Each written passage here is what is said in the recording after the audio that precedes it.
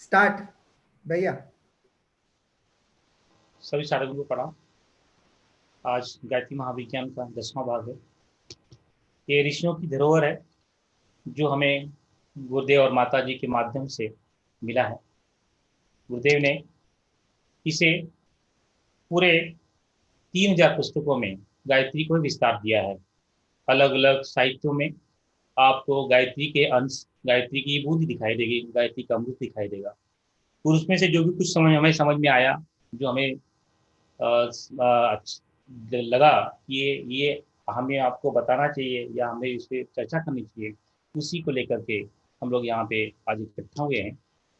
तो शुरुआत करने के पहले उस परम चेतना को याद करते हैं, उसके सानिध्य को याद करते हैं, उसके उपकार को याद करते हैं, उसके अमृत को याद करते हैं।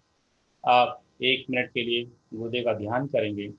हाथ गोद में रखें, आंखें बंद रखें, मेरुदंड सीधा रखें। पूरा का पूरा ध्यान भ्रुकुटी के मध्य में। एक श्लोक बोला जाएगा, उस श्लोक को मानस पटल पे लेके आने की कोशिश करें। मन ही मन उसको गुनगुनाएं। अंतर जगत की यात्रा में उसको अनुभूति करने की कोशिश करें। ओ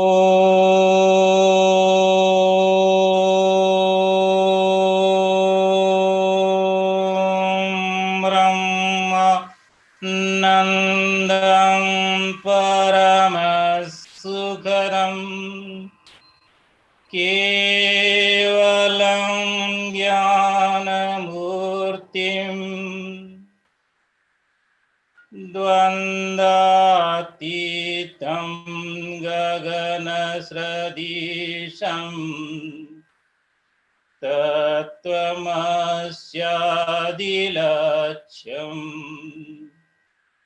एकं नित्यं विमलमचलम् सर्वधि साक्षिभूतम् भावातीतं त्रिगुणरहितं सद्गुरु तं नमामि। अखण्डानन्दबोधाय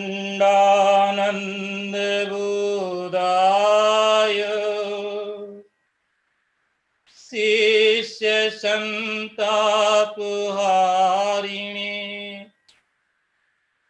सच्चिदानन्दरूपाय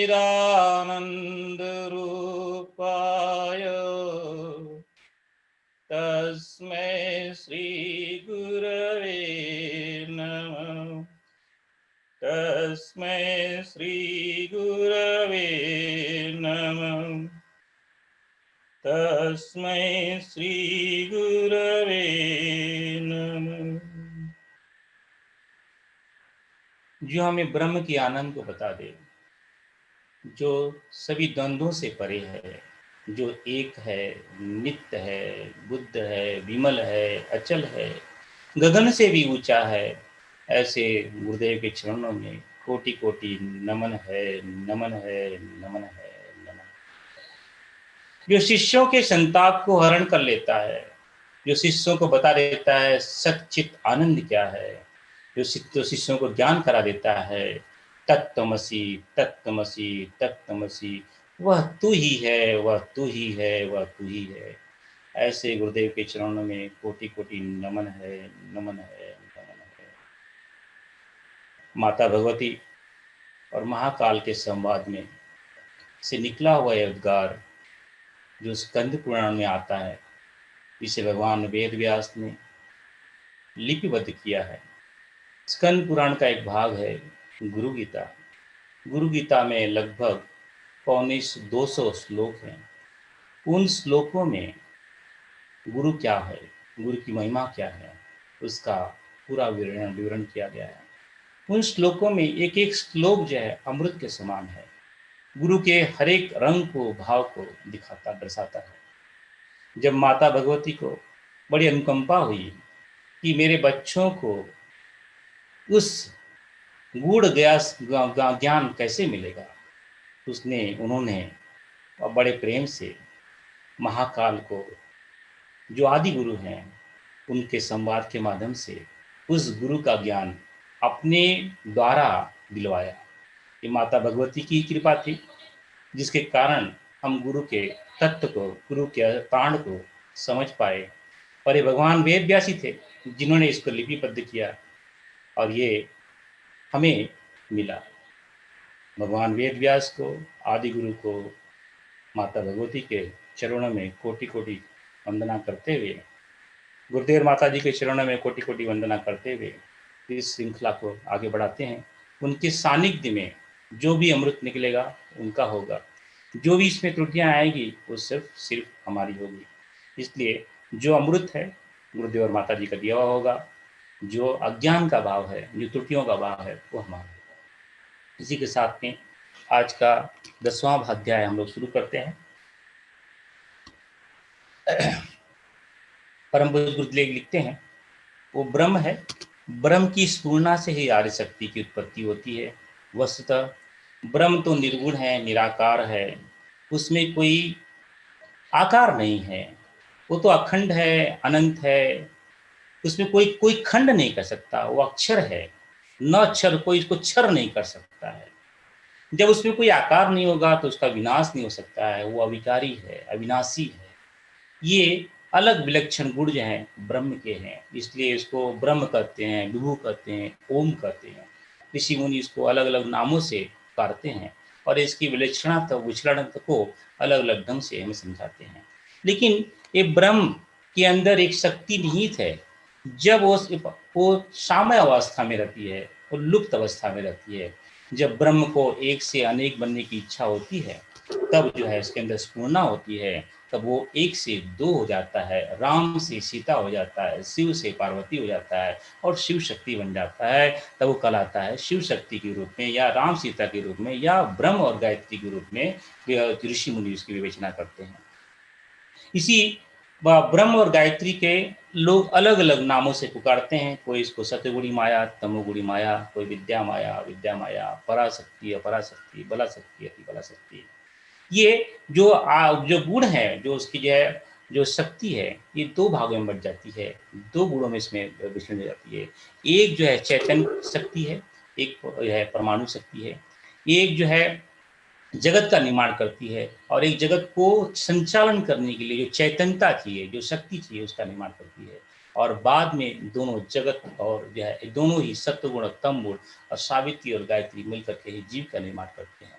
इनके अंदर व्याप्त जो चेतना है, जिस ब्रह्म की चेतना जो है, आदि शक्ति गायत्री के अंदर ब्रह्म की चेतना जो व्याप्त है उसे सविता कहते हैं। ईश्वर के अंदर व्याप्त चेतना को परमात्मा कहते हैं। जगत के अंदर व्याप्त चेतना को विश्वात्मा कहते हैं और जीव के अंदर व्याप्त चेतना को आत्मा कहते हैं। वस्तुतः आत्मा, विश्वात्मा, परमात्मा, सविता, ब्रह्म, ओम एक ही शब्द के अलग अलग नाम हैं। ये सब अखंड हैं, अनंत हैं, निर्गुण है, निराकार है, इसमें कोई गुणवत्ता नहीं है। ये तो अनंत काल से हैं, इनका कभी क्षर नहीं होता है। अब वो गुणवत्ता वाली बात करते हैं, गुण वाली शक्ति की बात करते हैं, आर्य शक्ति। परम पूज्य गुरुदेव आर्य शक्ति के दो रूप बताते हैं। एक चैतन्य सृष्टि का निर्माण करती है, एक परमाणु सृष्टि का निर्माण करती है। एक का नाम गायत्री है, एक का नाम सावित्री है। दोनों ही आर्य शक्ति के स्वरूप हैं, दोनों ही महाकाल का स्वरूप है। एक हाथ दाहिना हाथ है, एक बायां हाथ है, दोनों का कोई कंपैरिजन नहीं है, दोनों साथ में काम करते हैं। क्योंकि जब चैतन्य नहीं होगा तो जड़ कैसे होगा, तो जड़ नहीं होगा चैतन्य होगा। जैसे कि हमारे पास सिर्फ परमाणु है, जैसे कि मेरा शरीर है, शरीर में प्राण ना हो कोई उसकी उपयोगिता नहीं है, और प्राण हो और शरीर ना हो कोई उसकी उपयोगिता नहीं है। यानी गायत्री और सावित्री दोनों साथ में मिलकर काम करते हैं। गुरुदेव बोलते हैं दोनों एक ही सिक्के के दो पहलू हैं, वस्तुतः दोनों एक ही हैं, सिर्फ सिर्फ और सिर्फ और सिर्फ हमें समझाने के लिए उनको दो चीजों, दो नाम से पुकारा जाता है, एक गायत्री और एक सावित्री, लेकिन दोनों एक ही हैं। एक जो है चैतन्य सृष्टि को निर्माण करती है, जहाँ पे उत्पत्ति, पालन और निर्माण के देवता ब्रह्मा, विष्णु, महेश, या जो है गायत्री, सावित्री और यह है सरस्वती।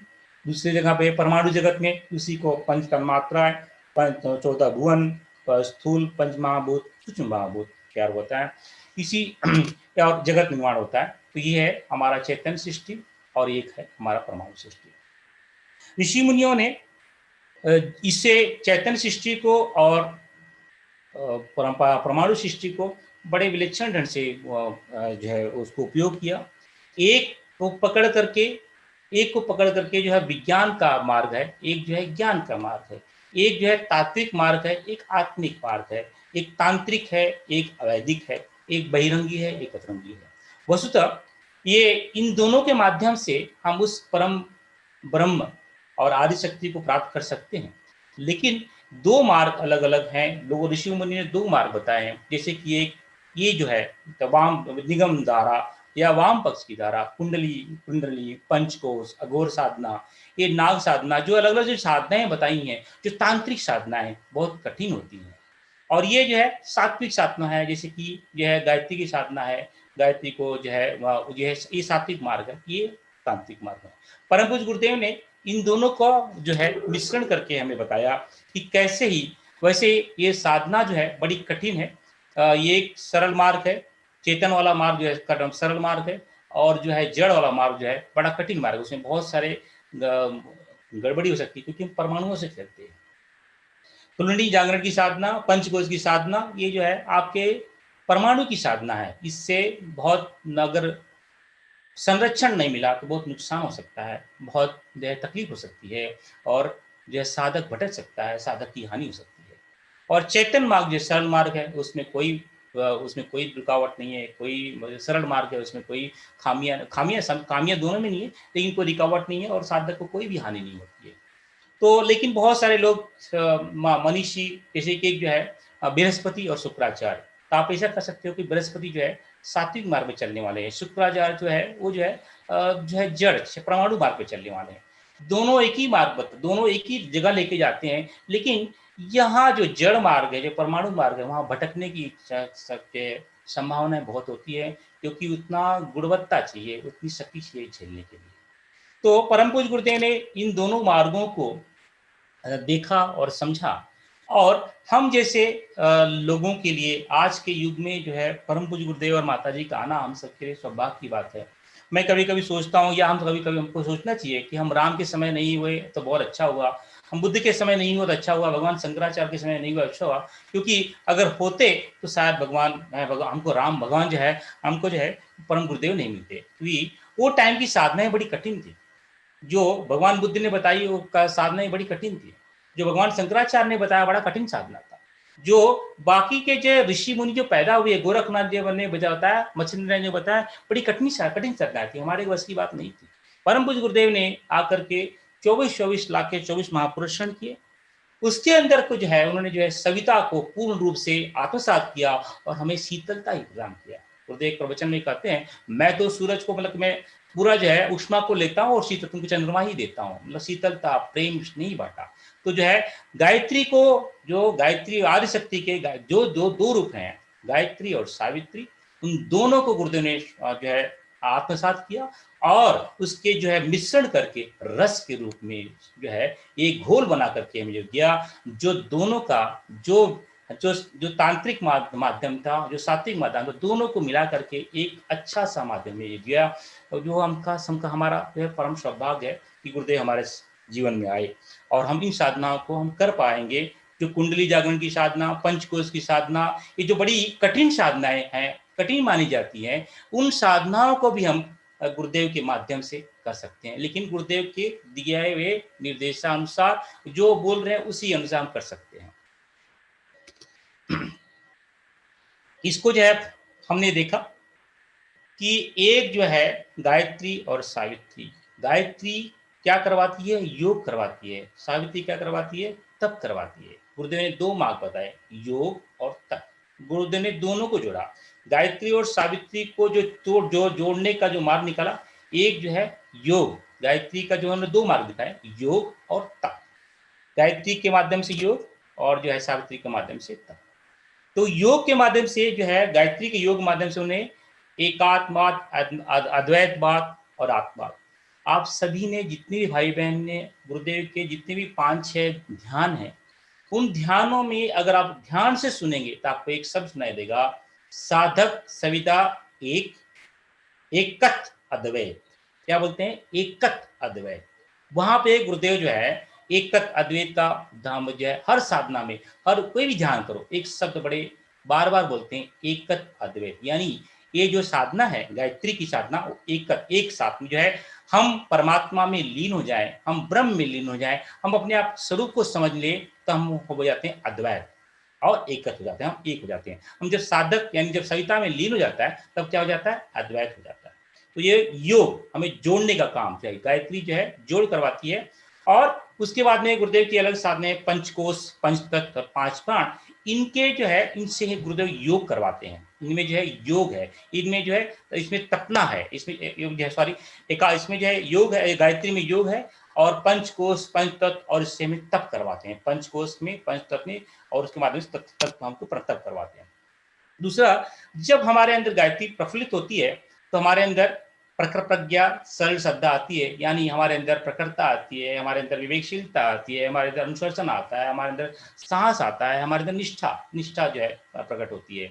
और सरल श्रद्धा आती है तो जो है स्नेह आता है, प्रेम आता है, श्रद्धा आती है, ये चीजें हमारे यहाँ प्रफुल्लित होती है। यानी एक जब हम एकता उस ब्रह्म से चेतना अपने आप को जब लीन कर लेते हैं तब जो है प्रखर प्रज्ञा और सरल श्रद्धा की उत्पत्ति हमारे अंदर होती है।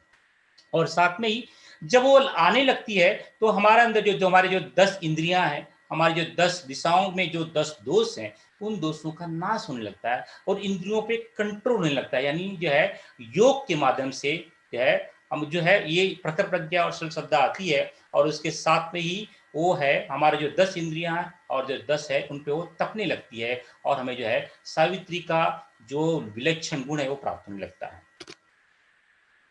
और जब और साधना में जब आगे बढ़ते हैं तो जो है हमारे में नीर क्षीर विवेक की क्षमता आ जाती है। नीर क्षीर विवेक यानी दूध और पानी को अलग कर देना कहलाता है नीर क्षीर विवेक। एक कोई सज्जन, सद्गुणी और गायत्री ही कर सकता है।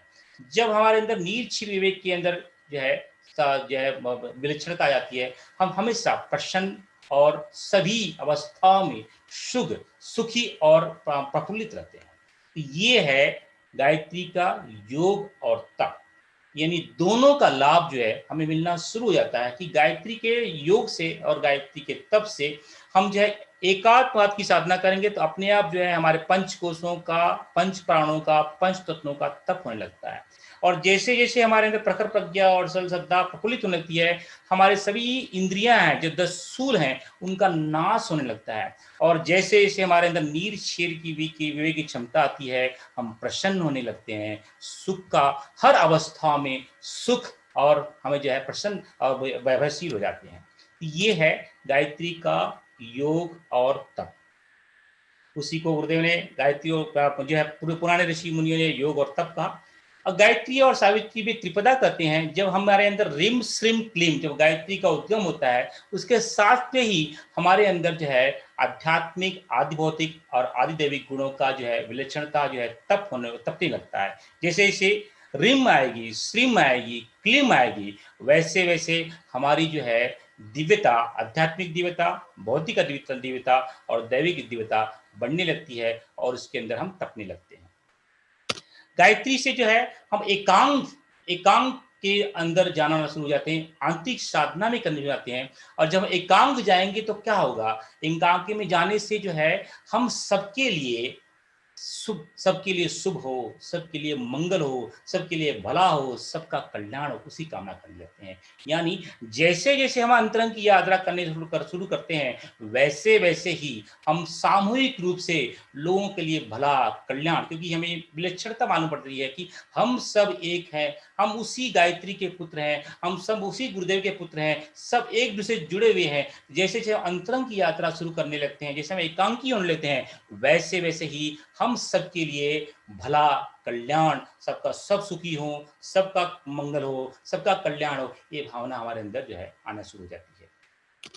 और जैसे जैसे चेतनता हमारे अंदर बढ़ती जाती है, वैसे वैसे पूरे परमाणुओं पे हमारा कंट्रोल हो जाता है। हमारे वैसे हमारे जिन तीनों शरीर है, स्थूल, सूक्ष्म, कारण, सब पे हमारा कंट्रोल जाता है। तो ये विलक्षण जो है गुण गायत्री और सावित्री के परम पूज्य गुरुदेव ने दोनों को मोल्ड करके हमें दिया, जिसके माध्यम से हम जो है उसको आत्मसात कर देते हैं। गुरुदेव ने जो गायत्री मंत्र दिया उसमें का जो पहला जो 12 अक्षर है वो गायत्री है, और जो दूसरा वाला जो 12 अक्षर है वो सावित्री है। यानी दो एक मंत्र बोलने से हमारे अंदर दोनों की गुणवत्ता आ जाती है, एकांकी मतलब कि हम अंतरंग की साधना करने लगते हैं, और साथ साथ जो है सामूहिक रूप से सबका भला और कल्याण करने का सोचने लगते हैं।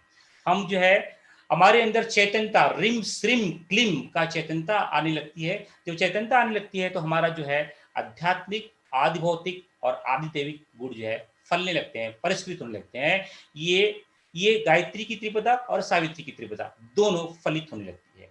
जैसे जैसे हमारे जो चेतनता बढ़ेगी वैसे वैसे हमारे परमाणुओं पे, हमारे स्थूल सूक्ष्म कारण और पंचकोश और कुंडली के सभी चक्रों पे और 24 उपचक्रों पे और 108 उपत्यकाओं पे सभी हमारा कंट्रोल आने लगता है। तो यानी जैसे ये गायत्री मंत्र के हम शब्द बोलते हैं बीज सहित, ओम भूर्भुवः स्वः तत्सवितुर्वरेण्यं भर्गो देवस्य धीमहि धियो यो नः प्रचोदयात्। जैसे बोलते हैं तो ये क्या होता है कि ये गायत्री और सावित्री का दोनों का जो है सम्मिश्रित गुण हमारे अंदर आने लगता है, और हम जो है गायत्री और सावित्री के दोनों गुणों को आत्मसात करना शुरू कर लेते हैं। तो बहुत सारे भाई लोगों की एक अरे मैं कुंडली जागरण करना चाहता हूँ, पंचकोश को परिष्कृत करना चाहता हूँ, मैं ये करना चाहता हूँ, मैं वो करना चाहता हूँ। वो हमारा उद्देश्य नहीं है। हमारा उद्देश्य है सिर्फ और सिर्फ गायत्री को जपना, गायत्री को आत्मसात करना, गायत्री का ध्यान करना, गायत्री की साधना करना, वही है। पंचकोश, कुंडलिनी साधना ये इत्यादि हमारा गोल नहीं है। हमारा गोल है गायत्री को पाना, अपने आप को गायत्रीमय करना, जैसे गुरुदेव ने किया। हम गुरुदेव के पुत्र हैं, गुरुदेव ने अपने आप गायत्रीमय किया। हम सबका, हम ऋषि पुत्र हैं, पिता का पूरी संपत्ति पुत्रों की दी जाती है। हम जो है ऋषि पुत्र हैं, हमारा पूरा अधिकार है हम जो है गायत्रीमय बने। गुरुदेव ने इतना सब कुछ दिया, तो हम सबका पूरा का पूरा फोकस सिर्फ और सिर्फ अपने आप को कैसे गायत्रीमय किया जाए उस पे होना चाहिए। हमें बाकी के चीजों में नहीं पढ़ना है। गुरुदेव ने इतने अच्छे अच्छे सूत्र दिए हैं, उन सूत्रों का पालन करते हुए हम आगे बढ़ते जाएंगे तो जो है बड़ा आनंद आएगा, बहुत गुरुदेव का अनुग्रह मिलेगा। तो ये उसके माध्यम से हम जो है दोनों तात्विक और आत्मिक साधनाएं दोनों हमारी सरल हो जाती हैं। जैसे कि पहले जो है यहाँ पे बड़ा उबड़ खाबड़ मार्ग था, अब ये दोनों सरल हो जाते हैं। कैसे? गुरुदेव के दिए हुए गायत्री मंत्र के उपासना से, साधना से और आराधना से। गुरुदेव ने बताया कि विश्वामित्र कल्प का जो है तंत्र का गुरुदेव ने उपयोग करके गायत्री के ये 24 बीज मंत्र हैं, उनके 24 बीज मंत्रों का ये विश्लेषण बताई है कि एक एक मंत्र जो है, एक एक जो बीज है, वो एक एक बीज जो है एक एक शक्ति को रिप्रेजेंट करती है। जैसे कि तत् जो है वो गायत्री को रिप्रेजेंट करती है। तत्सवितुर्वरेण्यम, ये जो 12 अक्षर हैं ये गायत्री के चैतन्यता को जो है रिप्रेजेंट करती है। और ये जो 12 अक्षर हैं ये जो सावित्री के परमाणु शक्ति को उद्गारित करती है। सावित्री, सरस्वती, दुर्गा, कुंडलिनी, प्राणअग्नि, भवानी, भुवनेश्वरी, पायसुनी। ऐसा देखा जाए अगर सावित्री की साधना बड़ी कठिन है, बड़ी बड़ी कठिन है। वो हर एक की बस की बात नहीं है, क्योंकि उसके अंदर कुंडलिनी की साधना है, प्राणअग्नि की साधना है, पायसुनी की साधना है, अन्नपूर्णा की साधना है, महामाया की साधना है, त्रिपुरा की साधना है। लेकिन छोटे से मंत्र में, छोटे छोटे से बीज में गुरुदेव के अनुग्रह की वजह से हम सबको इन सभी विश्लेषण रूपी शक्तियों का अनुग्रह, प्रेम और जो है आशीर्वाद मिल जाता है। इसी को और अगर विश्लेषण करेंगे तो ओम भूर्भुवस्व, ओम से जो विस्फुटना होती है उससे 3 बीज मंत्र निकलते हैं। बीज भूर्भुवस्व जब उनका विस्तार होता है, तत्सवितुर्वरेण्यम भर्गो देवस्य धीमहि धियो यो नः प्रचोदयात्। ये जो है, ये जो भाग है ये गायत्री है, ये भाग जो है सावित्री है। तो एक ही मंत्र में हमें पूर्ण रूप से गायत्री और सावित्री के सभी गुणों की गुणवत्ता मिल जाती है। ये गुरुदेव का आशीर्वाद, ये अनुग्रह ही है जिसके वजह से हमें पूर्ण रूप से गायत्री का जो है, जैसे कि ये ओम भू भुव स्वः तत्सवितुर्वरेण्यम भर्गो देवस्य धीमहि धियो यो नः प्रचोदयात्। ओम यानी ब्रह्म, पहले हमने देखा ब्रह्म में स्फुरना, ब्रह्म की स्फुरना से आदि शक्ति यानी भू भुव स्व आदि शक्ति के 3 गुण हैं, ह्रीम श्रीम क्लीम, और उन ह्रीम श्रीम क्लीम के 2 भाग बनते हैं। एक जो है परमाणु सृष्टि का संरक्षण करती है, और जो है ये जो है क्षेत्र सृष्टि का निर्माण करती है। ये वाला जो भाग है, तत्सवितुर्वरेण्यं भर्गो देव, ये जो है गायत्री, और यह स्वदीवितुर्वरेण्यं धियो यो न प्रचोदयात्, ये सावित्री। यानी ब्रह्म का जो है स्फुरना में भू भुव स्व यानी आदिशक्ति, और आदिशक्ति के 2 चरण, 2 भाग, इसको बोलते हैं गायत्री और सावित्री। ऋषि मुनि इसको त्रिपदा भी कहते हैं। ये 1 भाग, ये 2 भाग, ये 3 भाग, त्रिपदा भी कहते हैं। ये अलग अलग भाग है। कोई कोई ऋषि मुनि इसको 5 भाग भी कहते हैं, 1 2 3 या 5 भाग भी कहते हैं। ये डिपेंड करता है कौन सा ऋषि किस ढंग से इसको जो है हमें बताना चाहता है। परम पूज्य गुरुदेव बड़े स्पष्ट ढंग से एक्सप्लेन करते हैं। गायत्री महाशक्ति के 3 चरण हैं, त्रिपदा, त्रिपुरा आदि नाम है। पिछले स्लाइड में हमने देखा त्रिपदा एक नाम आया था, त्रिपुरा एक नाम आया था। उसे उपासना क्षेत्र में ब्रह्मा विष्णु महेश या सरस्वती लक्ष्मी काली, यहाँ गुरुदेव बहुत बड़े स्पष्ट ढंग से एक्सप्लेन करते हैं। उपासना यानी जो साकार रूप को मानते हैं, जैसे कि बहुत सारे भाई बहन जो है साकार उपासना करते हैं। वो क्या करते हैं? उपासना करते हैं। किसकी उपासना करते हैं? ब्रह्मा जी की उपासना करते हैं, विष्णु जी की उपासना करते हैं, या महेश की उपासना करते हैं, या सरस्वती की उपासना करते हैं, या लक्ष्मी की काली करते हैं, या काली। अब इनका रूप जो है इनका रूप बढ़ करके कोई गणेश आ गए, हनुमान जी आ गए, राम जी आ गए, कृष्ण आ गए, ये उपासना क्षेत्र है। तो उपासना क्षेत्र के माध्यम से, ये सब गायत्री की त्रिपदा ही है। ये उपासना क्षेत्र में आप जो है साकार साधना करते हो। साकार साधना में राम जो है, सीता, शिव, पार्वती, ये जो साकार रूप हैं, ब्रह्मा, ये जो है विष्णु महेश, ये साकार रूप की उपासना क्षेत्र हो गया। ज्ञान क्षेत्र में 3 भाग बताए गए हैं, ब्रह्म विद्या, प्राण विद्या, अग्नि विद्या। इसे ही गायत्री के त्रिपदा कहा जाता है। उपासना क्षेत्र में ब्रह्मा विष्णु महेश, और ज्ञान क्षेत्र में ब्रह्म विद्या, प्राण विद्या और अग्नि विद्या। परम पूज्य गुरुदेव एक्सप्लेन करते हैं, ब्रह्म विद्या यानी वेदांत दर्शन या आत्मचिंतन, प्राण विद्या यानी गायत्री की प्राण संरक्षण करने वाली शक्ति का उपनय, और अग्नि विद्या यानी काम शक्ति को ब्रह्मचर्य के साथ वाली यानी कुंडली। यानी ब्रह्म विद्या, प्राण विद्या और अग्नि विद्या। गुरुदेव 3 विद्याओं को गायत्री को त्रिपदा के रूप में संबोधित करते हैं। एक है ब्रह्म विद्या, एक प्राण विद्या, एक अग्नि विद्या। ये गायत्री का जब गुरुदेव एक्सप्लेन करते हैं तो 2 नाम बताते हैं, गायत्री ही त्रिपदा और त्रिपुरा। गायत्री को बहुत सारे जगह पे त्रिपदा कहा जाता है, और सावित्री को बहुत सारी जगह पे त्रिपुरा कहा जाता है। हम जब गायत्री की 24 शक्तियों को जब विश्लेषण करेंगे, तब इन नामों त्रिपदा और त्रिपुरा का और डिटेल में उसका एक्सप्लेनेशन लेंगे। आपके लिए आज के संदर्भ में समझ लीजिए, सावित्री को जो है त्रिपुरा भी कहा जाता है, और गायत्री को त्रिपदा ही कहा जाता है। और उसके पीछे और जाएंगे तो गायत्री और सावित्री दोनों हैं, दोनों ही त्रिपदा है, दोनों ही त्रिपुरा है। ये अब हम क्या करते हैं, ये तीनों जो है ब्रह्म विद्या, प्राण विद्या और अग्नि विद्या को समझते हैं। तो पहला भाग है ब्रह्म विद्या। ब्रह्म विद्या में गुरुदेव ने क्या बताया? वेदांत दर्शन और आत्मचिंतन। ये गुरुदेव का वेदांत दर्शन की किताब है गुरुदेव। उसमें गुरुदेव लिखते हैं, आप इसमें पेज नंबर 10 पे जाओगे, पेज नंबर 10 में जाओगे तो आप उसमें गुरुदेव स्पष्ट रूप से लिखते हैं, आत्मा स्थूल सूक्ष्म कारण शरीर से भिन्न होता है। ये पेज नंबर 10 है, यहाँ पे गुरुदेव ने इसका पूरा जो विश्लेषण किया है। आत्मा 5 कोशों से अतीत है। आत्मा अवस्था तरह का साक्षी है। आत्मा 24 तत्वों का आधार है। आत्मा या ब्रह्म जीव ईश्वर से भिन्न है। आत्मा या ब्रह्म सच्चिदानंद स्वरूप है।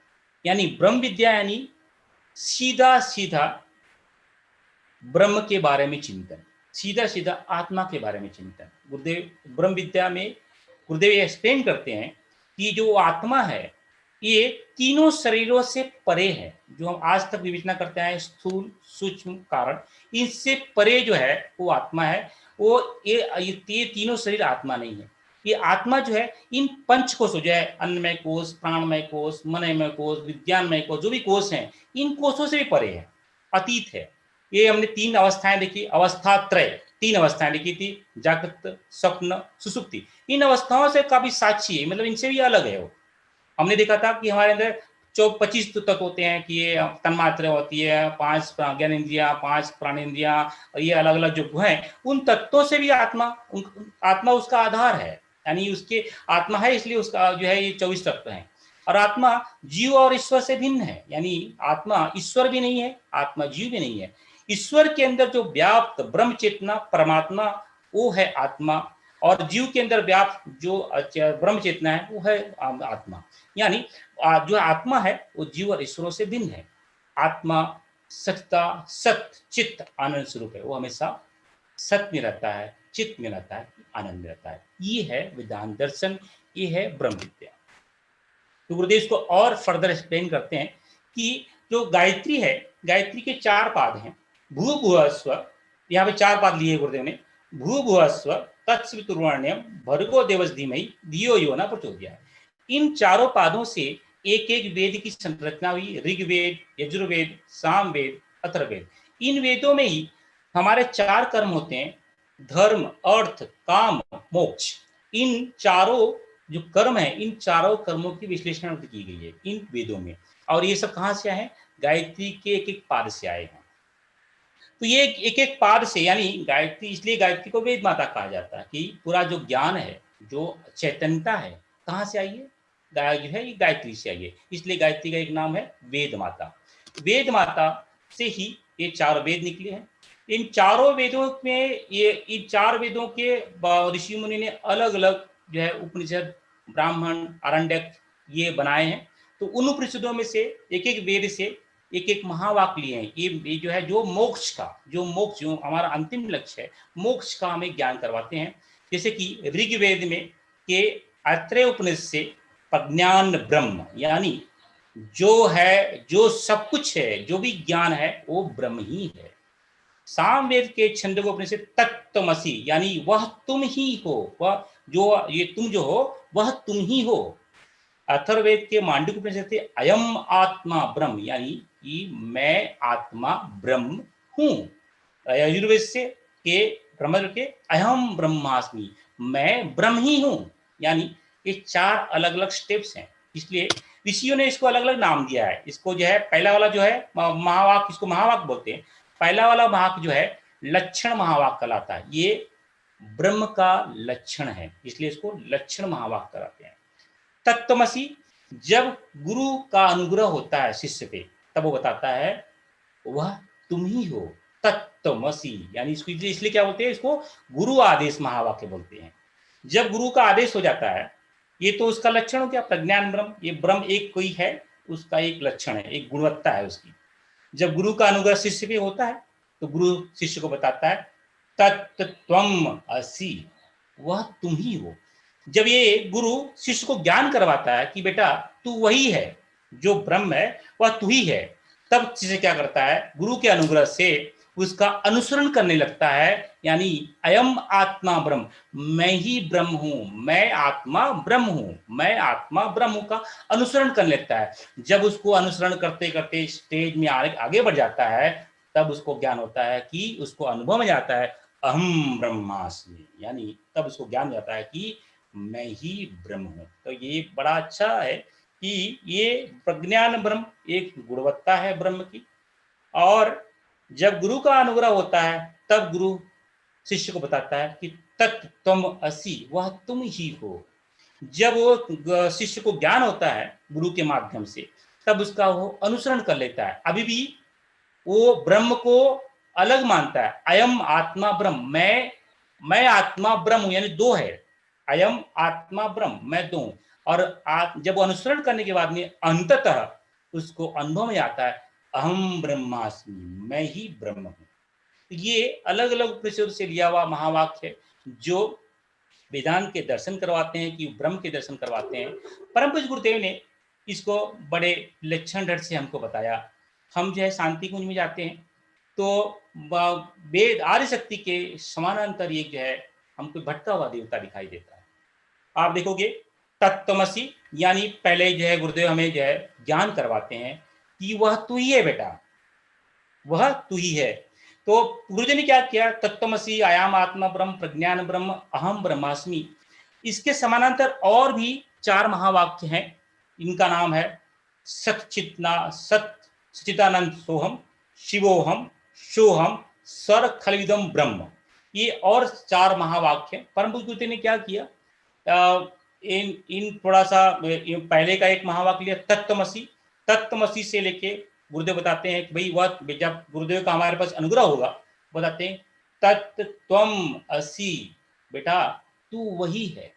जब उसका अनुग्रह, मुझे मैं इसका जो अनुग्रह करना शुरू करूंगा, जब अनुस्मरण करूंगा, तो मुझे याद होगा कि मैं सच्चिदानंद सोहम, शिवोहम, अयम आत्मा ब्रह्म सोहम, यानी इनका हमें ज्ञान होने लगता है। तो ये भटका हुआ देवता का ध्यान परम पूज्य गुरुदेव ने बताया है। जब गुरुदेव पहली बार हिमालय की यात्रा से आए तो उन्होंने पहली किताब लिखी, मैं क्या हूँ। मैं क्या हूँ में ये ब्रह्म विद्या है, गायत्री का पहला जो है, हम लोग इसकी व्याख्या कर रहे हैं, गायत्री की पहली विद्या ब्रह्म विद्या। जब गुरुदेव पहले बार जो है हिमालय से आए तो उन्होंने यह लिखा कि मैं क्या हूँ। ये वेदांत जो है, जितने हमारे पास में 4 वेद हैं, 4 वेदों के अलग अलग ब्राह्मण, आरण्यक, उपनिषद हैं, बहुत सारे उपनिषद हैं, लेकिन अब हमारे पास में सिर्फ 108 ही उपनिषद बाकी रह गए। परम पूज्य गुरुदेव ने 3 खंडों में हमें 108 उपनिषद दिए, एक ब्रह्म विद्या खंड, साधना खंड और ज्ञान खंड। इन 108 ब्रह्म उपनिषदों में 10 उपनिषद बहुत महत्वपूर्ण हैं। 10 उपनिषदों में मांडुक उपनिषद सबसे महत्वपूर्ण है, उसमें सिर्फ 12 श्लोक ही हैं मांडुक उपनिषद, और मांडुक उपनिषद का जो निचोड़ है वो है मैं क्या हूं। यानी आप समझो परम पूज्य गुरुदेव ने हमें क्या देना चाहते हैं, यानी पूरा क्रीम का क्रीम। उनको मालूम था कि हमारे बच्चे जो है इतना पढ़ नहीं पाएंगे, उनमें इतना क्षमता नहीं है, उनमें इनका प्राण नहीं है, तो गुरुदेव ने पूरा जो है संरचना बना करके गए, भाई प्रपंच बना के गए कि हमारे बच्चों को कोई भी तकलीफ ना हो। जब वो पहली बार हिमालय की यात्रा से आए, उन्होंने बताया, लिखा मैं क्या हूँ। मैं क्या हूँ में आप पढ़ोगे तो इसमें 4 चैप्टर है। ये कितने पेज की किताब है, आप देखोगे सिर्फ 48 पेज की किताब है, 48 पेज की किताब है। और उसमें गुरुदेव बताते क्या है कि आप बैठो, ये बड़ा विलक्षण ध्यान है, आप बैठो कि और बोलो कि ये जो मेरा उम्र है, ये नाम है, मेरा पद है, मेरा वंश है, उपाधि है, ये मैं नहीं हूं, ये मेरे वजह से है, यानी ये इनसे मेरा कोई लेना देना नहीं है। तो पहले स्टेज में ये बताते हैं।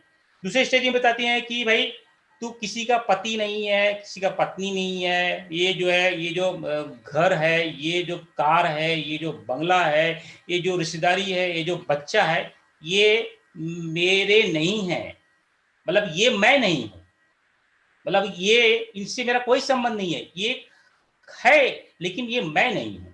उसके बाद में क्या बताते हैं कि तू पिता नहीं है, तू माँ नहीं है, तू पुत्री नहीं है, कुछ नहीं है, यानी ये सब संबंध जो है ये शरीर के संबंध है, ये मैं नहीं हूं। उसके बाद में क्या बोलते, क्या बताते हैं अगले स्टेज में कि हमारा जो शरीर, जल नहीं है तो वायु नहीं है, पृथ्वी नहीं है, अग्नि नहीं है, आकाश नहीं है, ये पंच जो महाभूत हैं वो भी तू नहीं है। तू तो क्या है, सोहम है, सच्चिदानंद ओम है, शिवोहम है, अयम आत्मा ब्रह्म है, तत्त्वमसि है। यानी ये इस किताब में परम पूज्य गुरुदेव पहला ध्यान करवाते हैं, ब्रह्म विद्या का ध्यान, जो मैं क्या हूं में अगर आप इसको मैं तो बोलूंगा आपको हर महीने में एक बार इसको पढ़ना है, यानी 1 साल में कम से कम 12 बार इसको पढ़ना है। जब 1 साल में आप इसको 12 बार पढ़ लेंगे, जब 13वीं बार आप पढ़ेंगे तब आपको समझ में आएगा इस किताब में गुरुदेव ने क्या अमृत भरा है, इस किताब में, इस साहित्य में क्या रस है, क्या ज्ञान है, क्या आत्मा का विवेचना है। ये 12 बार पढ़ने के बाद 13वीं बार आपको समझ में आएगा। तो ये गुरुदेव की पूरी तपस्या जो है इसके अंदर। आप सोचिए परम पूज्य गुरुदेव ने 24 लाख के महापुरुषण किए, दादा गुरु के सानिध्य में गए, दादा गुरु के सानिध्य में दादा गुरु के आदेश से आने के बाद में पहली बार आए तो पहली किताब लिखी। आप सोचो गुरुदेव ने क्या देना चाहते हैं हमें, यानी उस 24 लाख महापुरुषों का एक प्रसाद है हमारे लिए, हमारे जितने गुरुदेव के जितने बच्चे हैं उनके लिए प्रसाद है। ये हम सब इसके अधिकारी हैं, इसलिए गुरुदेव ने हमें दिया है, हम सब इसका आत्मसात करें, गुरुदेव की एक ही आशा है। इसलिए आप देखोगे शांति कुंज में आप जाओगे, वहां पे भटका हुआ देवता का एक विलक्षण मंदिर है जो आपको कहीं नहीं मिलेगा। अब जो है हम लोग ने बेंगलोर में बनाया है और जो है पुणे में बनाया है, लेकिन गुरुदेव की कल्पना ही देखिए कि पहली बार ये किताब लिखी जो है, चाहे जो है वहां से आने, हिमालय से आने के बाद, और जो है आने यहाँ पे गुरुदेव हमारे बच्चों को पूर्ण रूप से इसका ज्ञान मिले, इसलिए जो है उन्होंने भटका देवता का एक मंदिर बनाया ताकि हमारे बच्चों को इसका ज्ञान आ जाए। तो हमें क्या करना है, इस किताब को हर महीने में एक बार पढ़ना है। आप इसमें 48 पेज है, आप समझ लीजिए महीने में 30 दिन होता है, तो आप महीने एक दिन में 1.5 पेज जरूर पढ़ें इसको। 1.5 पेज डेली पढ़िए, एक महीने पूरा हो जाएगा। और ऐसे आप 12 बार पढ़िए, 12 बार पढ़ेंगे तो 12 एक साल में पूरा हो जाएगा। जब 13वीं बार पढ़ेंगे तो आपको समझ में आएगा कि गुरुदेव क्या प्रसाद आपको देना चाहते हैं। ये है पहला ब्रह्म विद्या का, जो गुरुदेव ने बताया कि गायत्री के 3 पाद हैं। एक है पाद ब्रह्म विद्या, जो है हमें आत्मसात करना चाहिए।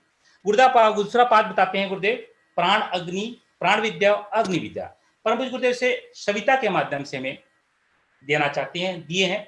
आपने दिखा रहे गुरुदेव जो है, मैंने पिछली विवेचना में इसको एक्सप्लेन किया था, सविता क्या होता है। सविता जो है गायत्री के अंदर ब्रह्म चेतना को सविता कहते हैं। और जो है मैं बहुत पूरे सविता, जो पूरा इस चराचर जगत में जो भी है उसके अंदर जो चेतना है वो सविता है। ये सूर्य उसका एक प्रतिबिंब नाम है। सूर्य जो है एक परमाणु का गोला है। सूर्य को 3 नाम है। जो परमाणु दिख रहा है, परमाणु हीलियम और हाइड्रोजन से बना हुआ परमाणु, ये सूर्य है। इसके अंदर जो प्राण है, जो आदिकाल से प्राण है, वो उसका नाम है आदित्य है। इसके अंदर जो चेतना है उसका नाम है सविता है। यानी जो है सूर्य का स्थूल शरीर जो है सूर्य है, सूर्य का स्थूल सूक्ष्म शरीर जो है आदित्य है, और सूर्य का जो है कारण शरीर जो है सविता है। यानी सब कुछ की उत्पत्ति सविता से। इसकी विवेचना हमने बहुत डिटेल में पहले या दूसरे लेक्चर में की थी। तो सविता देवता के माध्यम से गुरुदेव जो है हमें अग्नि विद्या और प्राण विद्या का ज्ञान करवाते हैं। हमने देखा कि पिछले कई लेक्चरों में देखा कि हमारे जो है स्थूल शरीर, सूक्ष्म शरीर, कारण शरीर, और जो है हमारा जो सूक्ष्म शरीर होता है उसमें बहुत विलक्षण चीजें होती हैं, जैसे कि 3 ग्रंथियां होती है, पंचकोश होते हैं, षट चक्र होते हैं, और जो है अलग अलग जो है उपचक्र होते हैं। तो गुरुदेव क्या करते हैं कि पहला ध्यान उसमें जो है, पहला क्या हो गया, ब्रह्म विद्या के ध्यान में सीधा का सीधा ध्यान आत्मा के बारे में। दूसरा जो गुरुदेव ध्यान करवाते हैं, अमृत वर्षा का ध्यान। ये अमृत वर्षा का ध्यान कारण शरीर का ध्यान है। उसमें जो है गुरुदेव जो है क्या बोलते हैं, शक्ति वर्षा, स्नेह वर्षा, अमृत वर्षा। और गुरुदेव एक्सप्लेन करते हैं, जिन भाइयों ने इसका जो है बहुत ध्यान से सुना रहेगा। शक्ति वर्षा, सविता की शक्ति वर्षा, स्नेह त्रिपदा की स्नेह वर्षा, शक्ति और स्नेह का समन्वय अमृत वर्षा। यानी अमृत वर्षा क्या है गुरुदेव बता रहे हैं यहाँ पे। अमृत वर्षा यानी सविता और त्रिपदा यानी गायत्री, सविता और गायत्री के माध्यम से जो शक्ति और स्नेह मिला है वो अमृत। यानी तो सविता और जो है हमने पहले देखा जो है ये ब्रह्म की स्फूर्णा जब जागृत होती है, स्फूर्णा आती है, तो उसमें आदि शक्ति होती है, उसमें गुणवत्ता आ जाती है। तो गुण वाली गायत्री और उसके अंदर व्याप्त ब्रह्म चेतना यानी सविता, यानी ब्रह्म वर्चस, यानी ब्रह्म शक्ति, यानी गायत्री यानी शक्ति, और जो ब्रह्म यानी जो है वो ज्ञान, जो है ब्रह्म वर्चस यानी सविता। तो सविता का जो है यहाँ पे सविता की शक्ति वर्षा, त्रिपदा की स्नेह वर्षा, और दोनों को मिला करके जो अमृत वर्षा। ये आप देखो, ये जो ध्यान है ये मीराबाई का ध्यान है, राधा का ध्यान है, रामकृष्ण परमहंस का ध्यान है। ये ध्यान जो है चैतन्य महाप्रभु का ध्यान है, शंकराचार्य का ध्यान है। परम पूज्य गुरुदेव ने हम सबको इस ध्यान को बांटा। आप इस ध्यान को सुनोगे तो गुरुदेव जो है इसमें बहुत डिटेल में मीराबाई का एक्सप्लेन करते हैं। मीराबाई कैसे भगवान को चाकर बनाती है, नौकर बनाती है। तो ये आत्मा को परमात्मा को मिलाने वाला ध्यान है जो परम गुरुदेव ने हमें सहजता के साथ में दिया। ये है एक शरीर का ध्यान या कारण शरीर का ध्यान। इसमें गुरुदेव जो है सीधा सीधा सविता की शक्ति वर्षा, त्रिपदा की स्नेह वर्षा, दोनों का जो समन्वय है अमृत वर्षा का, हमारे सहस्त्रार चक्र में करवाते हैं। सहस्त्रार चक्र यानी ब्रह्म चक्र या जो हृदय चक्र में करवाते हैं, सीधा सीधा डायरेक्टली। पर वहां पे पहला वाला ध्यान ब्रह्म का ध्यान, ब्रह्म विद्या, उसमें कोई शरीर नहीं है, उसमें सीधा सीधा समन्वय आत्मा परमात्मा से। दूसरा वाला ध्यान उसके थोड़ा सा जो है, अगर वो नहीं जमता है, दूसरा वाला ध्यान तीन शरीर का ध्यान, उसमें गुरुदेव ने नाम दिया है अमृत वर्षा ध्यान। उसमें डायरेक्टली कारण शरीर में इंपैक्ट किया जाता है। डायरेक्टली गुरुदेव जो है सविता सविता की शक्ति वर्षा से, त्रिपदा की स्नेह वर्षा से जो है डायरेक्टली आपके हमारे कारण शरीर को जो है परिष्कृत करते हैं। तो ये है कह सकते अमृत वर्षा का ध्यान। आप देखो परम पूज्य गुरुदेव कितने दयालु, उन्होंने जो है हम जैसे बच्चों को क्या क्या नहीं दिया। अब जो है उसके आगे अब जो है दूसरा ध्यान, उसके बाद में तीन शरीर का ध्यान। तीन शरीर में अब कारण शरीर का ध्यान हो गया। कारण शरीर का और विस्तार में ध्यान है तीन शरीर का ध्यान, उसको बोलते हैं स्थूल सूक्ष्म कारण शरीर। उसमें परम गुरुदेव सविता की तीन चेतना का जो है हमारे अंदर आत्मघात करवाते हैं, उसमें जो है प्रवेश करवाते हैं, ओजस तेजस और वर्चस। ये जो है ये ध्यान हमारी जो तीन ग्रंथियां हैं शरीर में, एक है रुद्र ग्रंथि, विष्णु ग्रंथि और ब्रह्म ग्रंथि, इनका भेदन करती है, इनका जो है इनमें छेदन करती हैं, इनमें कलह डालती हैं, इसके अंदर मंथन करवाती हैं और उनके माध्यम से जो है परम गुरुदेव तीन शरीर का ध्यान करवाते हैं। ये एक एक जो ग्रंथि है, ये जो है रुद्र ग्रंथि है, ये रुद्र ग्रंथि यहाँ पे है। हमारा जो जो दो नीचे के जो चक्र हैं, जो है मूलाधार चक्र स्वादिष्ठान चक्र के बीच में जो है ये जो है रुद्र ग्रंथि है। तो परम पूज्य गुरुदेव जो है ओजस सविता की ओजस शक्ति से जो है रुद्र ग्रंथि का जो है परिष्कार करवाते हैं, सविता की तेजस गति से विष्णु गति का जो परिष्कार करवाते हैं, और सविता की वर्चस गति से जो ब्रह्म गति का जो परिष्कार करवाते हैं। और इससे जो है इनके ग्रंथियों के खुलने से, इनमें जो गांठें पड़ी हुई हैं, इनके गांठें खुलने से हमारा जो है स्थूल सूक्ष्म और कारण शरीर परिष्कृत हो जाता है और वो जो है सवितामय हो जाता है, गायत्रीमय हो जाता है। तो इसी को और विस्तार में जो है ओजस जो है नाभि चक्र में, यानी नाभि चक्र, और जो है फिर जो है दूसरा जो है तेजस जो है हमारा जो है हमारा सूक्ष्म शरीर है वो हमारे हृदय चक्र में, और जो है सहस्त्रार चक्र में जो है कॉजल बॉडी में ये वर्चस। तो ओजस तेजस वर्चस इन तीनों चेतनाओं का, सविता की चेतनाओं के हमारे तीन ग्रंथियों में भेदन करवा करके जो है तीन शरीर का ध्यान करते हैं। आप जो है ब्रह्म का सीधा ध्यान कर सकते हो, अनुसरण कर सकते हो, या आप जो है कारण शरीर का ध्यान कर सकते हो डायरेक्टली, या फिर आप जो है तीन शरीर का ध्यान कर सकते हो डायरेक्टली। ये तीनों एक ही हैं। और गुरुदेव इसको हमें यहाँ तक ही नहीं छोड़ते हैं, वो और आगे लेकर, बिकॉज बहुत सारी भ्रांतियां हैं जो जगत में फैली हुई हैं, उन भ्रांतियों को तोड़ते हुए जो है गुरुदेव जो है ये सविता के माध्यम से एक और ध्यान बताते हैं, पंचकोश का ध्यान। पंचकोश ध्यान में वही है, उसमें जो है परम पूज्य गुरुदेव सविता की चेतना को जो है ये जो है ओजस तेजस वर्चस, ओजस से हमारा जो है स्थूल शरीर अन्नमय कोश का जो है परिष्कार करवाते हैं, तेजस से जो है प्राणमय कोश, मनोमय कोश, विज्ञानमय कोश। जो सूक्ष्म शरीर के तीन भाग हैं, सूक्ष्म शरीर के तीन भाग जैसे पिछले सप्ताह में देखा, सूक्ष्म शरीर के तीन भाग कौन से, प्राणमय कोश, मनोमय कोश, विज्ञानमय। तो तेजस के दीप्ति से, तेजस के प्रज्ञा से, तेजस के प्राण की जो सविता की चेतना है, उन चेतनाओं से हमारा जो है गुरुदेव जो है विज्ञानमय कोश, मनोमय कोश, विज्ञान जो है आनंदमय कोश, यह प्राणमय कोश, इन दोनों का परिष्कार करवाते हैं। और जो है वर्चस से आनंदमय कोश या सूक्ष्म शरीर का परिष्कार करवाते हैं। यानी आप जो है तीन शरीर का ध्यान कर लो या आप पंचकोश का ध्यान कर लो, दोनों एक ही है। मतलब कि उसके डायरेक्शन अलग है, उसके चीजें अलग अलग है, लेकिन उनका जो फल है, उनका उसका आउटपुट है एक ही है। तो कितना कठिन पंचकोश की साधना बड़ी कठिन मानी जाती है। पंच यानी जो है वो तांत्रिक साधना है, वो जो है ये परमाणु की साधना है। इसलिए जो है ये गायत्री के जो है ये सावित्री के 5 मुख दिखाए गए हैं, तो वो सावित्री की साधना है। यानी ये 5 सावित्री की साधना सभी साधना कठिन होती है, लेकिन परम गुरुदेव ने गायत्री ध्यान के माध्यम से, गायत्री के माध्यम से इतना सरल मार्ग से इतना पंचकोश का हमें जागरण कैसे करना है वो बता दिया। तो उसी ध्यान में जब करते हैं तो क्या होता है, जो है ये जो है हमारा अन्नमय कोश नाभि चक्र। तो यहाँ पे आप गुरुदेव ने, आप जो गुरुदेव का जो ध्यान सुनोगे, सविता की अग्नि, यहाँ पे गुरुदेव जो है सविता को अग्नि के माध्यम से प्रवेश करवाते हैं। और यहाँ पे क्या होता है, ओजस, यानी ओजस जो है ओजस जो है होती है। और अन्नमय कोश में, प्राणमय कोश में सविता प्राण विद्युत, यहाँ पे सविता का गुरुदेव का नाम ने क्या दिया, गुरुदेव ने प्राण विद्युत।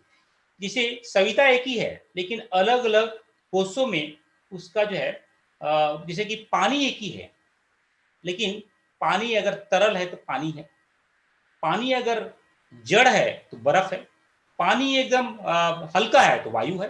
तो पानी एक ही है, उसकी गुणवत्ता एक ही है, पानी एक ही है, एक ही जगह। अगर तरल है तो पानी है, अगर ठोस है तो जो है बर्फ है, अगर जो है वो हल्का है तो वायु है। वैसे सविता एक ही है, लेकिन हमारे कोष अलग अलग है, तो उसका जो गुणवत्ता बदल जाती है। तो जो है अन्नमय कोष में वही सविता अग्नि के रूप में गुरुदेव प्रवेश करवाते हैं, वही सप्ताह को जो है प्राणमय कोष में गुरुदेव प्राण विद्युत के माध्यम से प्रवेश करवाते हैं, और उसी को सविता को मनमय कोष में ज्योति के रूप में प्रवेश करवाते हैं, और जो उसी सविता को परम पूज्य गुरुदेव जो है विज्ञानमय कोष में दीप्ति के रूप में प्रवेश करवाते हैं, और उसी सविता को आनंदमय कोष में गुरुदेव जो है कांति के रूप में प्रवेश करवाते हैं। तो ये सविता एक ही है। तो सविता के माध्यम से परम पूज्य गुरुदेव जो है पंच कोषों का जागरण करवाते हैं। पंचकोश का जागरण हो गया, या तीन शरीर का ध्यान हो गया, या कारण शरीर का ध्यान हो गया, या जो है ब्रह्म विद्या का ध्यान हो गया। तीनों चारों एक ही हैं, लेकिन माध्यम अलग अलग है, लेकिन ये सब गायत्री की साधनाएं हैं। एक है सीधा का सीधा ब्रह्म को प्राप्त करना, तत्त्वमसि, सोहम आस्मि, ब्रह्मास्मि, ये जो है ये इनको मन में हमेशा जागृत रखना, उसके जो है प्रैक्टिस करना, ये गायक मैं क्या हूं के माध्यम से अपने आप को हमेशा उसमें लीन रखना, ये है ब्रह्म विद्या। दूसरा है कारण शरीर, जो है तीन शरीर, जो है अमृतवसा का ध्यान, अमृतवसा का ध्यान के माध्यम से कारण शरीर को परिष्कृत करना। तीसरा ध्यान है तीन शरीर का ध्यान, या स्थूल सूक्ष्म कारण को जागृत करना, परिष्कृत करना सविता के माध्यम से। चौथा ध्यान है पंचकोश की जागरण ध्यान, उसमें भी सविता के माध्यम से पांचों कोशों का परिष्कृत करना। परम पूज्य उद्देश्य को हमको यहाँ नहीं छोड़ते। कुंडलिनी की जो बहुत ही बोलते हैं कि बड़ा सबसे कठिन साधना कुंडलिनी साधना, उस साधना को भी परम पूज्य गुरुदेव ने कुंडली की जागरण के माध्यम से हमें परिष्कृत करवाया, और जो है उसका उपहार दिया। जिसे गुरुदेव लिखते हैं कि ये जो है ग्रंथियां हैं, रुद्र ग्रंथि से दो चक्र बनते हैं, एक जो है मूलाधार चक्र, दूसरा जो है मूलाधार चक्र और स्वादिष्ठान चक्र। ये जो विष्णु ग्रंथि है उससे दो चक्र बनते हैं, अनाहत चक्र और मणिपुर चक्र। ये जो रुद्र ब्रह्म ग्रंथि है उससे दो चक्र बनते हैं, आज्ञा चक्र और विशुद्ध चक्र, ये पहले हमने देखा है। तो ये अब ये देखो कि गुरुदेव कितनी ये बताते हैं कि ये जो ओजस है, ये ओजस आपका अगर तीन शरीर का ध्यान करो, या षट चक्रों का ध्यान करो, या पांच कोशों का ध्यान करो, ये एक ही है, यानी एक ही का काम करते हैं। सविता का प्रवेश आप पंचकोश में करवाओ, सविता का प्रवेश जो है सात को चक्रों में करवाओ, या सविता का प्रवेश जो है तीन शरीर में कराओ, या सविता का प्रवेश जो है कारण शरीर में कराओ, ये एक ही काम करते हैं। क्योंकि कारण शरीर भी तीन शरीर में बदलता है, तीन शरीर का विस्तार ही पांच शरीर में होता है, पांच शरीर का विस्तार ही सात चक्रों में होता है, और सात चक्रों का विस्तार ही 24 उपचक्रों में होता है, और 24 उपचक्रों का विस्तार ही 108 उपपत्तिकाओं में होता है। तो ये आप जो है ये समझो, आत्मा के आगे कारण शरीर के आगे तीन शरीर, स्थूल सूक्ष्म कारण, और इन तीनों शरीर में पांच कोष में सात चक्र में 24 उपचक्र, 24 उपचक्रों में 108 उपपत्तिकाएं। आप 108 उपपत्तिकाओं की साधना कर लो, आप जो है 24 उपचक्रों की साधना कर लो, आप जो है सात चक्रों की साधना कर लो, आप पंच कोशों की साधना कर लो, आप तीन शरीर की साधना कर लो, आप कारण शरीर की साधना कर लो, अब या सीधा ब्रह्म की साधना कर लो, आपको रिजल्ट एक ही मिलेगा। लेकिन हमारा एम क्या है? हमारा ये पंचकोश नहीं, हमारे ये चक्र नहीं, हमारा ये रुद्र नहीं, ये ग्रंथियां नहीं, हमारा ये हमारे शरीर नहीं। हमारा एम क्या है? अपने आप को जानना, अपने आप को परिष्कार करना, अपने आप को अहम ब्रह्मास्मि में स्थापित करना, ब्रह्म विद्या ये है। तो गुरुदेव जो है इसी को और विस्तार में कुंडली जागरण की ध्यान धारणा बताते हैं। बड़ा विलक्षण ढंग से जो भाइयों ने इसका ध्यान सुना रहेगा, तो गुरुदेव जो है इसको विलक्षण ढंग से एक्सप्लेन करते हैं कि ये चक्र है, उसमें गुरुदेव 5 चरण बताते हैं।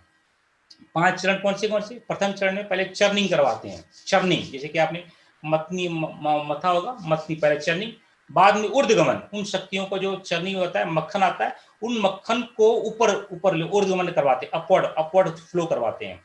जो है जैसे कोई पानी की धारा है, पहले जो है उसको जो है पानी से क्लीन करेंगे, क्लीन करने के बाद में जो है उसको ऊपर लेके जा रहे हैं, उसको ऊपर लेके गए तो जो ये ऊपर जाएगा, जब फोर्स ऊपर जाएगा तो जितने भी कलह कलेश हैं, जितने भी जैसे कि एक पाइप है, पाइप में हम पानी छोड़ेंगे तो पहले क्या होगा, उसमें जो भी मैल है या जो भी है जो है उसका जो है उसका जो है क्लीन होगा, तो उसका क्या होगा, भेदन होगा, तो यह भेदन होगा, शोधन होगा। तो भेदन शोधन होने के बाद में जब वो भेद शुद्ध हो जाएगा तो उसका विस्तरण होगा, एक्सपेंशन होगा, और बाद में जो है परिवर्तित हो जाएगा, परिवर्तन हो जाएगा, किसमें होगा, जो है जीव का आत्मा में परिवर्तन हो जाएगा। जो है हमारा इस तरह का गुरुदेव 5 चरण में कुंडली जागरण की ध्यान धारा करवाते हैं। तो आप देखोगे कि इस साधना के माध्यम से भी है हमें जो है आत्मा का जो है एक स्वरूप दिखने को मिलता है। अब जो है गुरुदेव ये आपने हमें समझा कि आप जो है आत्मा का ध्यान कर लो, या करण शरीर का ध्यान कर लो, या 3 ग्रंथियों का शोधन कर लो, ये या 5 कोषों का जागरण करवा लो, या फिर ये 6 चक्रों का जो है आप जो है जागरण करवा लो, बात एक ही है। और आगे जब आगे गुरुदेव विस्तार करवाते हैं तो या फिर 24 उपचक्र हैं हमारे जो है शरीर में, सूक्ष्म शरीर में। ये जो है पोस्टर है, ये स्थूल शरीर का नहीं है, ये सूक्ष्म शरीर का है। उसके अंदर 24 उपचक्र हैं, उसके नाम है अलग अलग तापनी, सफला, विश्वा, तृष्णा, वर्दा, रेवती, सुषमा, ज्ञाना, मर्मा, गोमती, देविका, वरही, ये उपचक्रों के नाम है। इसको कहीं कहीं ग्रंथि भी कहते हैं या उपचक्र बोलते हैं, कहीं कहीं उपचक्र बोलते हैं या ग्रंथि भी बोलते हैं। तो इन गायत्री मंत्र के बीजों के से इन पे जो है प्रहार करके, इस पे जो है जागरण करवा करके इन 24 उपचक्रों को जागृत कराते, आपको रिजल्ट वही मिलेगा, अपने आप को जानोगे आप। कारण शरीर से, 3 शरीर से, पंचकोश से, 7 चक्रों से, या फिर इन 24 उपचक्रों के माध्यम से जो है आप जो है इसका जो है जागरण करवा सकते हैं।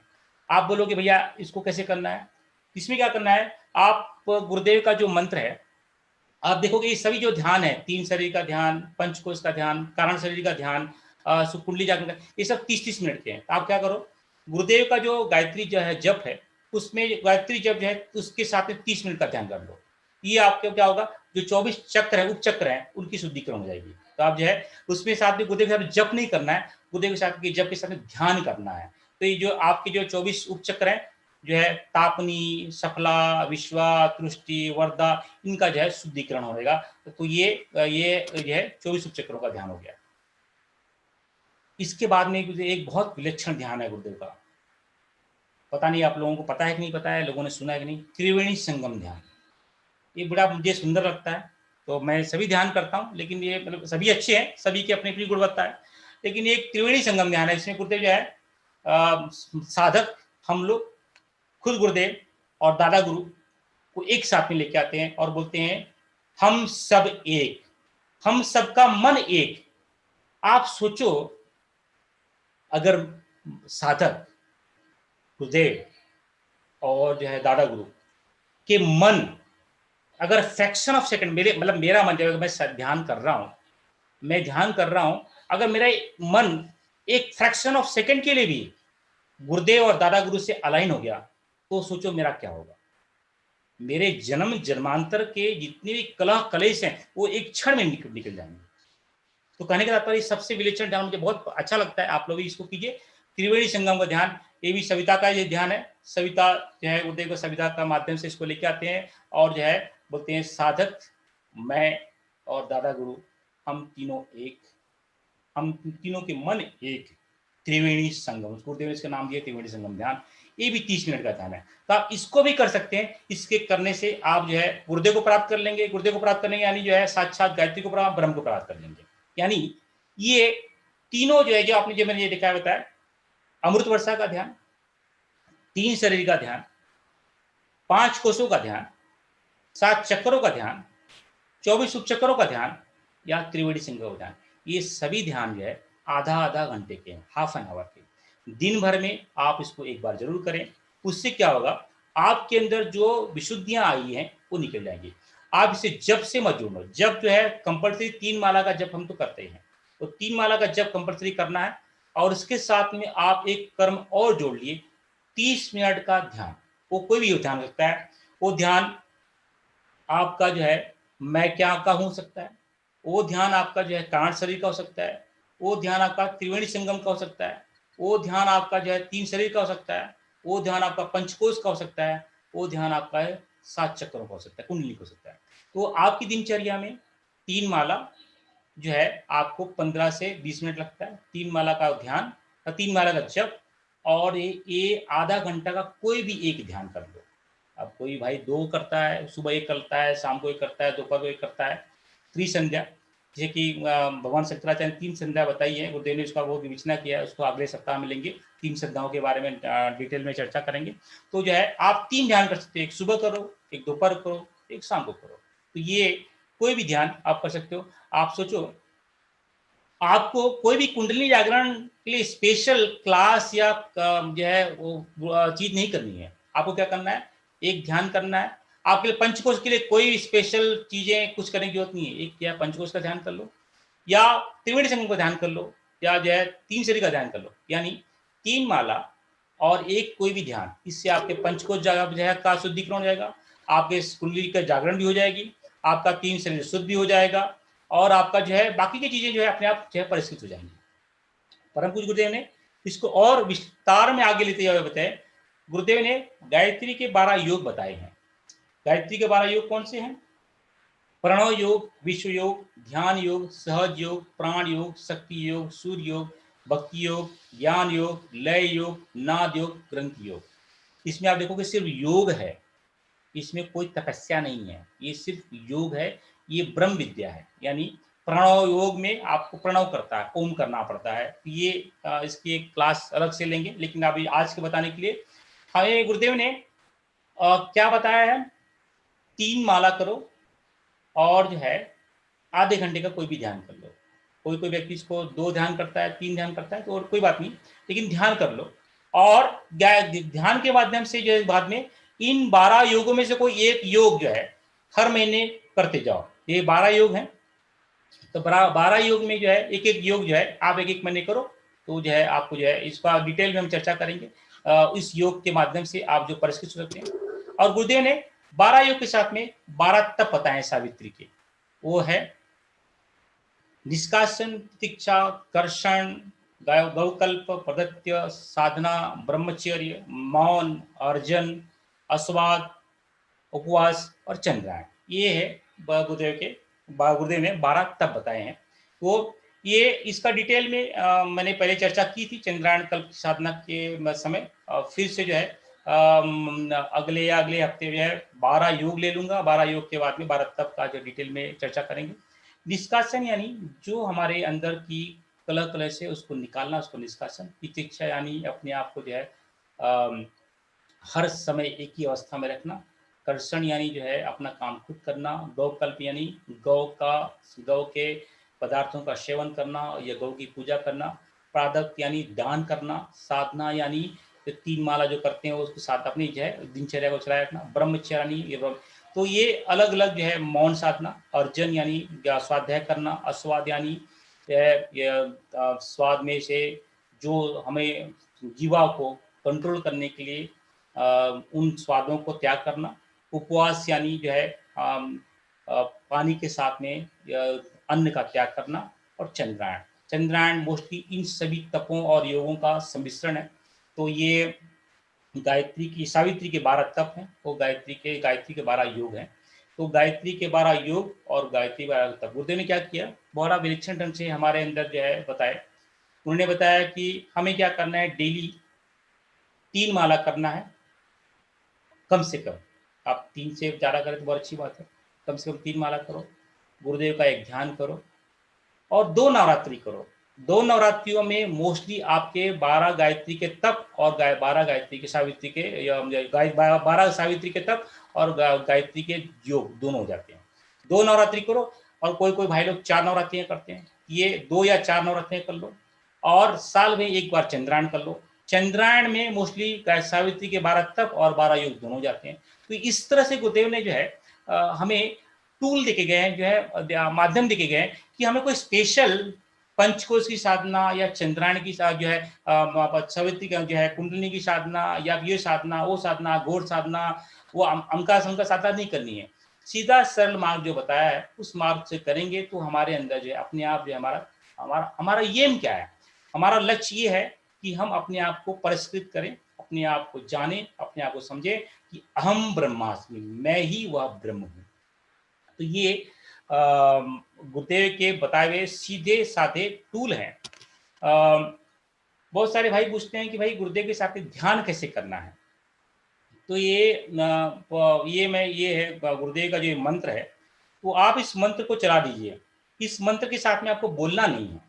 इसमें क्या करना है, जैसे कि ये मंत्र मैं अभी चलाता हूँ, इसके साथ में आपको जो है बैठना है। बैठ करके सिर्फ इसको मानस पटल पे गुरुदेव के साथ में से ना, सपेरा आपने देखा सांप, सांप क्या जो है सपेरा क्या करता है, वो बीन बजाता है और सपेरा डोलने लगता है। तो आप जो है इन गुरुदेव के जो शब्द हैं उन शब्दों में अपने स्थूल सूक्ष्म कारण शरीर को पिरोना शुरू कर दो। उसमें जब पिरोगे बड़ा आनंद आएगा। आपको वैखरी से बोलना नहीं, क्योंकि गुरुदेव की वाणी जो है वैखरी, मध्यमा, पशंती और परा है। अगर आप अपनी वैखरी से गुरुदेव की वाणी से अपनी वैखरी बोलने लगेंगे तो आपको जो है गुरुदेव की मध्यमा, पशंती और परा वाणी का लाभ नहीं मिलेगा। तो ये आप इसमें जो है मैं क्या बोल मैं मेरा मतलब मैं ये कहीं लिखा नहीं है, सॉरी, ये मतलब मेरे खुद के हैं, इसलिए जो है आप इसको जो है कि आप जो है इस पे ध्यान करोगे तो आपको बड़ा आनंद आएगा, बहुत लाभ मिलेगा। आप जो है 30 मिनट का ध्यान इसके साथ में कर सकते हैं, वो उतना ही लाभ मिलेगा जितना लाभ आपको जो है 30 मिनट का तीन शरीर का ध्यान से मिलता है, या पंचकोश के ध्यान से मिलता है, या फिर जो कुंडली जागरण के ध्यान से मिलता है, या मैं क्या हूँ के 30 मिनट के ध्यान से मिलता है। आप कोई भी इनमें से ध्यान लो, गुरुदेव का जो है मैं क्या हूँ का ध्यान, प्राण शरीर का ध्यान, तीन शरीर का ध्यान, पंचकोश का ध्यान, कुंडली जागरण का ध्यान, या 24 उपचक्रों, ये जो भी 24 उपचक्रों के लिए ध्यान है, अगर इसको करेंगे तो लाभ उसका आउटपुट एक ही आएगा, उसका में कोई अलग फर्क नहीं दिखाई देगा, ये सब ध्यान एक ही है। तो आपको जो उचित लगता है, जो अच्छा लगता है उस ध्यान को कर सकते हैं। हमारी दिनचर्या में क्या होना चाहिए, 3 माला प्रतिदिन करना है, एक ध्यान करना है, एक से ज़्यादा हो तो अच्छी बात है, और 2 नवरात्रि करनी है, 2 से अगर 4 हो जाए तो अच्छी बात है, एक चंद्रायण करना है, और आजकल श्रद्धेय और जीजी ने एक साधना है और शुरू की है, प्रकट साधना 40 दिन की, तो उसको भी हमें इंक्लूड करना है, क्योंकि इस समय का जो समय है बड़ा विकट है। तो इसलिए श्रद्धेय और जीजी ने एक और साधना शुरू की, प्रकट साधना। तो क्या हो गया, 3 माला प्रतिदिन, और जो है आधा घंटे का ध्यान, 2 नवरात्रियाँ, 2 चारों चारों करो, एक चंद्रायण साधना और एक प्रकट साधना। तो इससे क्या होगा, हमारा पंचकोश शुद्ध होगा, हमारा कुंडली के चक्र सब शुद्ध होंगे, हमारे 3 शरीर शुद्ध होंगे, हमारा कारण शरीर शुद्ध होगा, हमारा आत्मा के ऊपर का जो कलह कलेश है वो निकलना शुरू होगा। हमें कोई स्पेसिफिक साधना, पंचकोश की साधना या कुंडली जागरण की साधना, ये इसकी साधना, उसकी साधना नहीं करनी है। जो गुरुदेव के सीधे साधे सरल मार्ग से बताई हुई साधना है, उन साधनाओं करेंगे हमें बहुत कुछ लाभ मिलेगा। हमारा एम ये है, हम कैसे अपने आप को गायत्री में बना पाए, हम कैसे अपने आप को गुरु में बना पाए। हमारा और कोई एम नहीं है, हमारा कोई एम ये नहीं है कि हमारा चक्र जागृत हो, हमारा कोष जागृत हो। हमारा एम क्या है, हम कैसे अपने आप को पूर्ण रूप से गुरुदेव में बना दें, हम कैसे अपने आप को गायत्री में बना दें। हमारा एम ये है, हमें अपने आप को गुरुदेव में लीन कर देना है। हम तो साधक हैं, हमको साध्य बन के, हमारे जो साध्य है, हमारा जो ब्रह्म है उसमें हमें लीन कर देना, हमारा वो उद्देश्य है। हमारा छोटा मोटा उद्देश्य नहीं है, जैसे कि वो अटकन और भटकन है, वो मार्ग में रोड़े हैं। जैसे कि आपको जाना है हिमालय पे, तो आप कहीं बीच में यहाँ रुक गए, फिर वहां रुक गए, वो अटकन और भटकन। हमारा लक्ष्य तो क्या है, हिमालय पहुंचना है। तो हमारा लक्ष्य क्या है, गुरुदेव है, माता जी है, गायत्री है। तो हम उसको ही टारगेट करेंगे। ये पंचकोश है, ये कुंडलनी है, या 3 शरीर है, ये इससे कोई मतलब नहीं, ये टूल है, ये टूल है, माध्यम है। हमारा तो एक ही उद्देश्य है, हम अपने आप को रोम रोम पूर्ण रूप से गुरुदेव में समर्पित कर दें, और हमारे अंदर गुरुदेव पूर्ण रूप से समाहित हो जाए। गुरुदेव के अंदर तो हम ही हैं, लेकिन हमारे अंदर गुरुदेव है। मतलब कि ये चीजें बड़ी विलक्षण, गुरुदेव ने हमें ढूंढ के लेके आया है, तो वो गुरुदेव के यहाँ अंग अगवे हैं, लेकिन क्या हम गुरुदेव के अंगवे बनने लायक हैं क्या, इसके लिए हमें प्रूफ करना पड़ेगा। उसके लिए हमें जो है गुरुदेव को आत्मसात करना पड़ेगा। उसके लिए जो गुरुदेव के मार्ग पे चलना होगा। तो हमारा एम कौन है, गुरुदेव और माता जी और गायत्री माँ। हमारा दूसरा कोई एम नहीं है, न कोष है, न चक्र है, ना 3 शरीर है। हमारा एम कौन है? गुरुदेव और माता जी और आदिशक्ति गायत्री और सविता देवता। इनको पाने के लिए ये सब जो है टूल्स हैं। तो ये मैं सोचा कि आप लोगों को आज इतने दिनों से हम गायत्री और सावित्री के बारे में बता रहे हैं, तो आज इसको रिकैप करके थोड़ा-सा जो है जो उलझने हैं उसको दूर कर दें कि ये सब जो विवेचना गुरुदेव ने की है, ये इसलिए की है ताकि जो है लोग मुझे प्राप्त कर सकें, जो है आदिशक्ति को प्राप्त कर सकें, ताकि लोग जो है संविदा को प्राप्त कर सकें। इसीलिए गुरुदेव ने ये अलग-अलग साधनाएँ बताई हैं। गुरुदेव ने लिखा तो बहुत कुछ है। गुरुदेव ने जो है कुंडलिनी की साधना लिखी, जो है पंचकोश की साधनाएँ लिखी, बहुत सारे वाङ्मय लिखे, जो है गायत्री की वैज्ञानिक प्रश्न लिख दी। ये सब लिखे हैं, ये हमको समझे समझाने के लिए हैं। अगर आप क्या करोगे, जब उसको पूर्ण रूप से पढ़ोगे, सभी जो है गायत्री के 7 वाङ्मय, गायत्री की विशिष्ट साधनाएँ हैं, ये गायत्री महाविज्ञान है, ये आप जब पूरा पूर्ण रूप से पढ़ लोगे, वेदांत लिखा है, तो आपको समझ में आएगा कि गुरुदेव ये बताना चाहते हैं कि ज्ञान तो सब कुछ जो, क्योंकि आजकल की नाना प्रांतियों की ज्ञान के बाजार में या मार्केट में चल रहे हैं, तो उन कि बहुत सारे लोग जो है आएंगे आपसे, क्योंकि हमारा गुरुदेव ने क्या कि हम गुरुदेव ने बोला कि मेरे साहित्य को घर घर तक लेके जाना। जब गुरुदेव के आप साहित्य को, वेदांत दर्शन को या पंचकोश को आप लेके जाओगे, तो आपको उसके बारे में जानकारी होती है आवश्यक है, भाई ये चीज क्या है। वो बोलेगा भाई हमारा कृष्ण जो है वही परम है, ब्रह्म है, तो आपको उसको उत्तर देने के लिए आना चाहिए। हाँ, बोलना होगा ना, आप बराबर सही बोल रहे हो कि आपका कृष्ण ही सब कुछ है, वही ब्रह्म है। अब बोलेगा नहीं मेरा शिव ही सब कुछ बड़ा है, तो हाँ बोलना पड़ेगा। हाँ, क्योंकि जब आपको जानकारी रहेगी, नहीं बोलेगा नहीं, आप बोलोगे नहीं हमारी गायत्री सब कुछ है, वो बोलेगा हमारा शिव है, तो आप बोला आपने गुरुदेव के साहित्य को पढ़ा ही नहीं।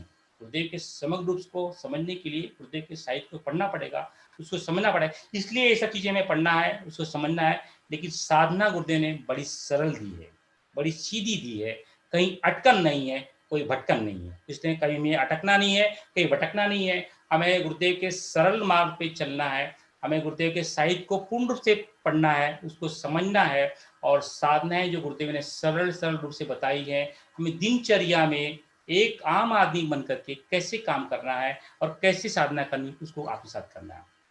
तो यही है। तो कुछ-कुछ किताबें जो मैं आपको जो है बताना चाहूँगा कि जो आप पढ़ सकते हैं। तो मैंने जो है मैं क्या हूँ, तो जो है ब्रह्म ज्ञान के लिए जो है मैं क्या हूँ, जो है तत्व तत्व की व्याख्या गुरुदेव ब्रह्म ज्ञान से की है। तत्व जो है उसको पढ़ सकते हैं। एक दूसरा जो है आत्मा व्यावहारिक गातव, बड़ा सुंदर है। माता गार्गी और याज्ञवल्क्य का जो है संवाद है, ये पढ़ सकते हैं। अणु से विभू पढ़ सकते हैं ये। और अच्छा प्रगति रही तो वेदांत दर्शन और उपनिषद, ये है ब्रह्म विद्या के मार्ग के बुक्स। और अगर आपको गायत्री के बारे में पढ़ना है, तो जो है गायत्री की छोटी छोटी किताबें हैं, वो पढ़ने का साथ में जो है, जैसे गायत्री की प्रचंड शक्ति, ये पढ़ सकते हैं। स्टार्ट करते हैं गायत्री मंत्र की लक्षण जो है अपना शक्ति, और गायत्री की 24 शक्तियाँ, वो पढ़ सकते हैं। ये हाँ, ये गायत्री की 24 शक्तियाँ, इसमें बहुत कुछ गुरुदेव ने, इसको हम अभी जो है अगले वीक्स पे शुरू करेंगे।